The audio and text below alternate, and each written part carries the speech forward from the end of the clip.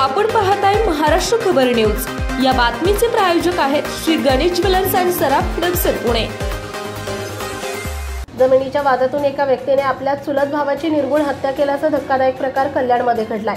आरोपीने पहिले त्याच्या भावाला गोळी मारली, त्यानंतर त्याच्या डोक्यावर चाकूने सपासप 8 वार केले।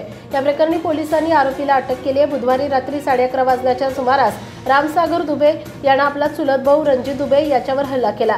रामसागरने पहिले रणजितला गोळी मारली, त्यानंतर त्याच्यावर चाकूने वार केले। या हल्ल्यामध्ये रणजित दुबे याचा जागीच मृत्यू झालाय। कोळसेवाडी पोलीस स्टेशनच्या अधिकाऱ्याने दिलेल्या माहितीनुसार हत्येचं कारण उत्तर प्रदेशच्या जौनपूरमधील जमीन ठरली आहे। दोन्ही चुलत भावांचं गुन्हेगारी रेकॉर्डही आहे। तसंच दोघंही याआधी उत्तर प्रदेशमध्ये जेलमध्येही जाऊन आलेत। मृत्यू झालेल्या रणजित दुबे याच्यावर आणखी एका प्रकरणात मकोका अंतर्गत गुन्हाही दाखल होता।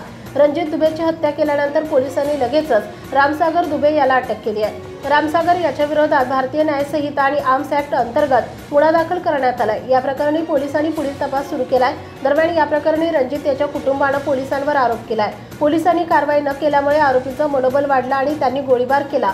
याआधीही जमिनीवरून वाद झाला होता असा आरोप कुटुंबाने केलाय।